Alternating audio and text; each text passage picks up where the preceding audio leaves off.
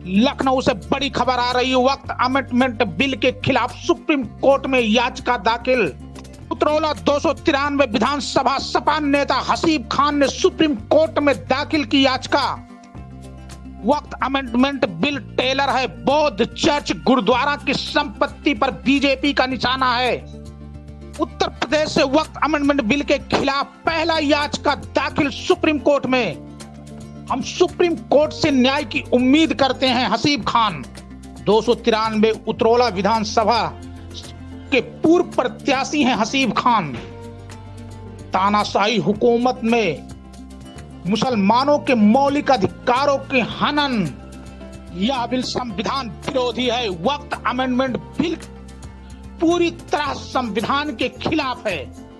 यह न सिर्फ मुस्लिम समाज के संपत्ति पर नियंत्रण की कोशिश है, बल्कि देश के तमाम धार्मिक ट्रस्टों को स्वतंत्रता पर भी खतरा है।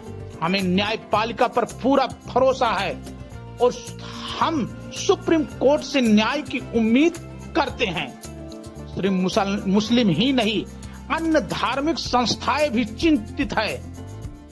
बौद्ध, सिख, ईसाई समुदायों के चर्च, गुरुद्वारों और अन्य धार्मिक ट्रस्टों ने इस पर चिंता जताई है।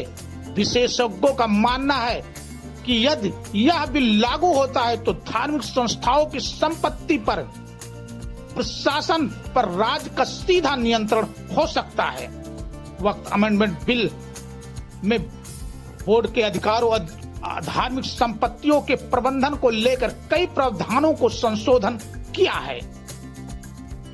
आज हमने सुप्रीम कोर्ट में वक्फ अमेंडमेंट बिल के खिलाफ याचिका दाखिल कर दी है। वैसे तो वक्फ अमेंडमेंट बिल के खिलाफ पहले ही 73 माह याचिकाएं दाखिल हो चुकी हैं। ये हमारा इंडिविजुअल याचिका है, ये 74वां याचिका है और इसमें साफ साफ ये संविधान विरोधी ये जो बिल पास किया गया है, ये पूरी तरह से संविधान विरोधी है। क्योंकि संविधान के आर्टिकल 26 में साफ साफ हमें इस बात की स्वतंत्रता है कि हम ही नहीं, सभी धर्मों के लोग अपने मामलों के प्रबंधन करने की स्वतंत्रता है।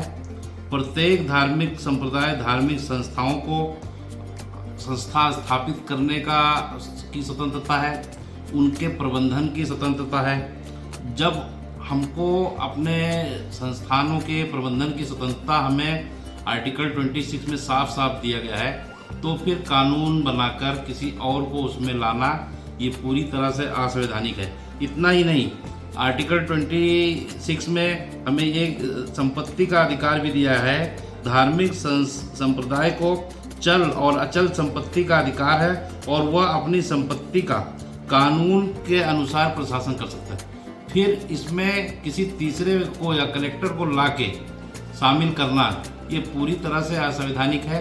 इस बिल में आर्टिकल 26 का वायलेंस हो रहा है और माननीय सर्वोच्च न्यायालय इस पे संज्ञान जरूर लेगा और इस जो बिल पास कराया गया है इसे निरस्त करेगा। हमें पूरा भरोसा है न्यायालय पे और हमें संविधान पे भरोसा है। हम लोग संविधान को मानने वाले लोग हैं।